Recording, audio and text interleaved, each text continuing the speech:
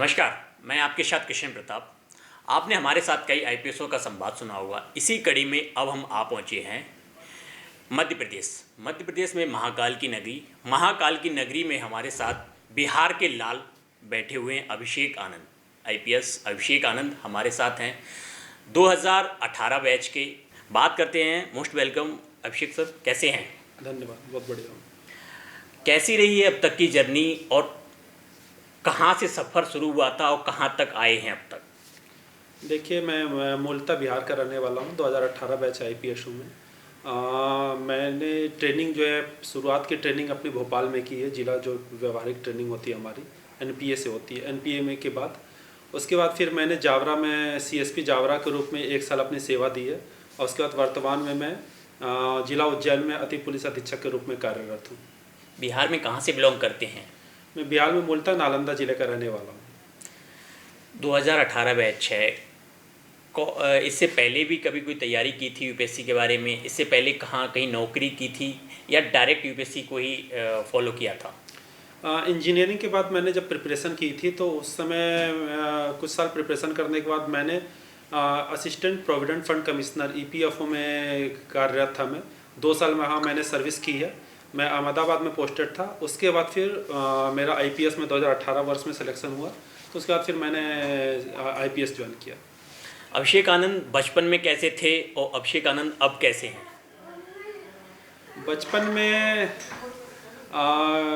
बचपन से ही गंभीरता थी मैं गंभीर रहा हूँ हमेशा से।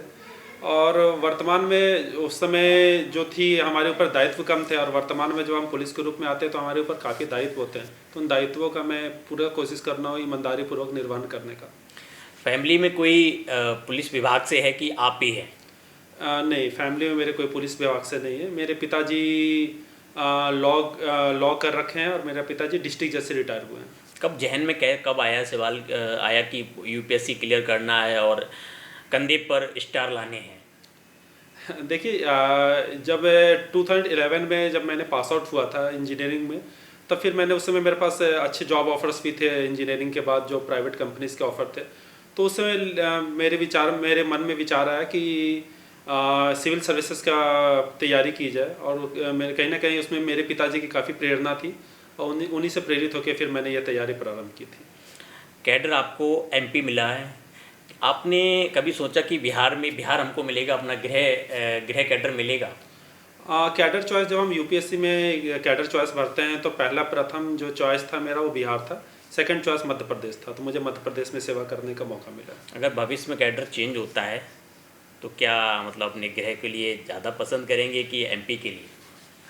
ये अभी जो है मैं एमपी में कार्य करके पूर्ण रूप से संतुष्ट हूँ, और जिस भी रूप में मुझे भारत सरकार और राज्य सरकार सेवा करने का मौका देगी, मैं उस भी रूप में सेवा करूँगा। लोगों के बीच में एक छवि है आपकी कार्य को एकदम तेज़ी से और सेलिब्रिटी के टाइप की है। आप इसको कितना अपने नज़रिए से देखते हैं? देखिए, सेलिब्रिटी की छवि तो मुझे इसकी जानकारी नहीं है, लेकिन हाँ, मैं प्रयास करता हूँ कि जनता हमसे काफ़ी अपेक्षाएं रखती है। और इस पुलिस सेवा में कहीं ना कहीं जब हम यंग एज में आते हैं तो लोग हमसे काफ़ी एक्सपेक्टेशन आते हैं। लोग काफ़ी परेशान भी रहते हैं विभिन्न कारणों से। तो मेरे यही प्रयास रहता है कि जिस पद पे बैठा हूँ उस पद के गरिमा के अनुसार लोगों को यथासंभव मदद कर सकूँ और यथासंभव लोगों के काम आ सकूँ। लोगों के दिमाग में क्यूरियोसिटी रहती है कि पॉलिटिकल प्रेशर बहुत ज़्यादा होता है। आपने कभी महसूस किया है एमपी में? क्या आपके ऊपर कभी ऐसा प्रेशर रहा है कि जिसे आप नहीं निकाल पाए हों? पॉलिटिकल प्रेशर लोगों के दिमाग में बहुत, मैं कभी नॉर्मल भी सुनने को आता है कि उस नेता ने उस अधिकारी को डांट लगाई या कुछ कहा। क्या आपके साथ कभी ऐसा हुआ है? नहीं, मेरे साथ अभी तक ऐसा कोई वाकया नहीं हुआ है। सच्चाई और ईमानदारी पूर्वक हम जब काम करते हैं तो मेरे हिसाब से कोई किसी तरह का प्रेशर नहीं होता, और वरिष्ठ अधिकारियों के भी हमेशा सहयोग मिलता रहा है मुझे। तो अभी तक मुझे इस तरह की कोई परेशानी का सामना नहीं करना पड़ा है। उज्जैन पुलिस सरकार की मंशाओं पर कितना खरा उतर रही है आपके हिसाब से? देखिए, हम पुलिस विभाग में दिन रात मेहनत करते हैं सरकार की मंशाओं के हिसाब से। चाहे कोई भी ड्यूटी हो, महाकाल ड्यूटी हो, जब से महाकाल कॉरिडोर बना है तब से ये ड्यूटी और सख्त हो गई है। तो उज्जैन पुलिस हमेशा सतत रहती है और हमेशा तैयार रहती है। और इन चुनौतियों का बखूबी अब मेरे जो अनुभव में 2 महीने के, तो इन चुनौतियों का बखूबी सामना कर रही है। मामा का बुलडोजर कितनी तेजी से चल रहा है, पुलिस उसके लिए कितना आगे बढ़ा रही है?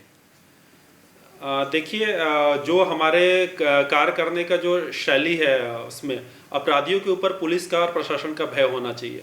तो इसी भय को बनाए रखने के लिए और लोगों में शांति और सोसाइटी में अमन कायम रखने के लिए पुलिस, प्रशासन, नगर निगम सब मिलकर के कार्रवाई करती है, और ये कार्रवाई हमेशा सतत चलती रहती है। आपने अब तक बुलडोजर में कितनी प्राथमिकता रही है आपके उसमें? आज ही, या सुनने में आया कि आज ही बुलडोजर चला है? आज तो नहीं कोई बुलडोजर चला है, लेकिन कल के में जैसा मैं वही बता रहा था कि अपराधियों में सरकार का भय होना चाहिए। जो गैर कानूनी काम करते हैं उन पर चौतरफा कार्रवाई होना चाहिए, और इसी कार्रवाई के कड़ी के तहत पुलिस, प्रशासन, नगर निगम हमेशा मिलकर के काम करती है। कोविड-19 क्षेत्र में आने के पूरे चांस दिख रहे हैं, उज्जैन पुलिस कितनी तैयार है? अभी तक जो है हमने फिर से इसमें भी फिर से पुलिस और प्रशासन दोनों का है।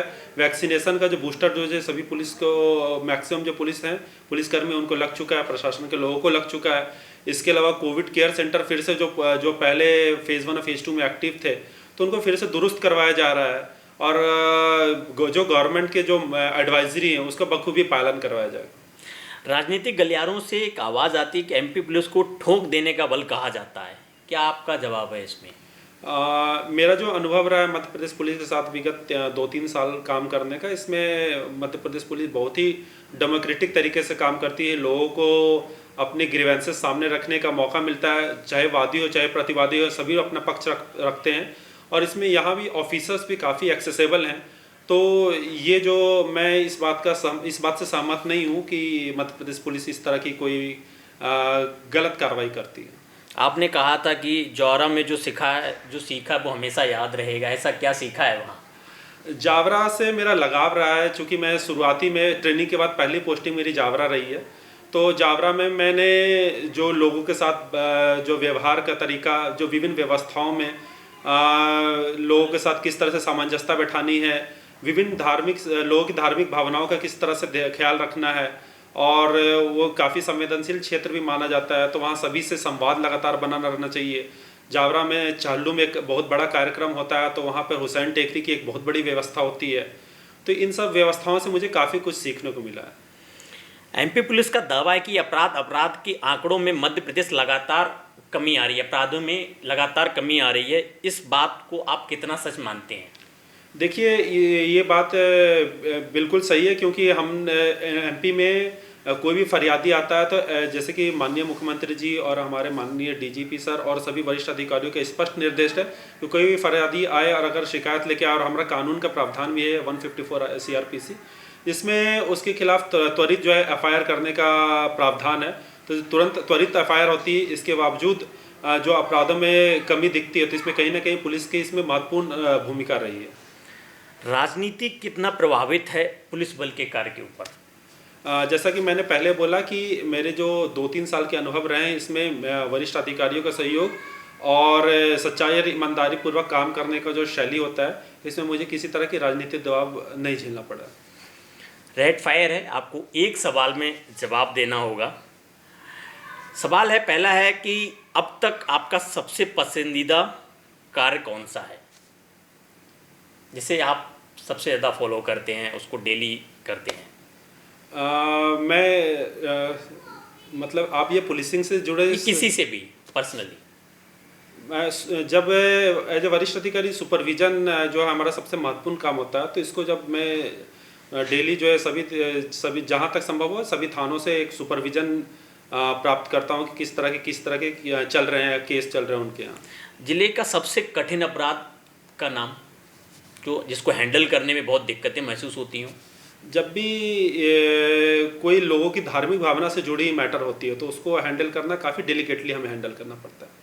आपका सबसे पसंदीदा कार्य कोई एक, जो मतलब पर्सनली ऑफिशियली छोड़ के, इसको आप रीडिंग, खेलने में, कुछ ऐसा एंजॉय करने में? मुझे रनिंग पसंद है। रनिंग डेली करते हैं? मैं प्रयास करता हूँ कि जब विशेष व्यवस्थाएं लगती है तो उसमें मैं रनिंग की जगह वॉकिंग कर लेता हूँ, लेकिन कोशिश करता हूँ कि कहीं ना कहीं मूवमेंट हो मेरा। फ्री समय में क्या करना पसंद करते हैं? जैसा कि मैंने बोला कि एक तो मूवीज़ देखना मुझे पसंद है और दूसरी रनिंग मुझे पसंद है। मूवीज़ की बात की, कौन एक्टर और कौन एक्ट्रेस पसंद है? एक्टर में कौन, एक्ट्रेस में कौन? आ, मुझे एक्टर्स में आमिर खान पसंद है, उनकी काफ़ी रियलिस्टिक मूवीज़ रहती हैं पहले से। अजय देवगन काफ़ी पसंद है, उनकी मूवीज़ काफ़ी अच्छी लगती है। लेडीज़ एक्टर्स में? लेडीज़ एक्टर में ऐश्वर्या राय जो है, उनकी काफ़ी अच्छी किरदार रहे हैं कुछ, उनको काफ़ी पसंद करता हूँ। भविष्य में अगर अभिषेक आनंद के ऊपर कोई मूवी बनती है तो क्या चाहेंगे, कौन हीरो आपका लीड करे? इस पे मैं किसी तरह की टिप्पणी नहीं करना चाहूँगा। अब तक के सवालों के लिए बहुत बहुत धन्यवाद। आपने सुना बेबाकी से सवाल और जवाब अभिषेक आनंद के साथ। जुड़े रहिए मेरे साथ, मैं आपके साथ कृष्ण प्रताप। धन्यवाद।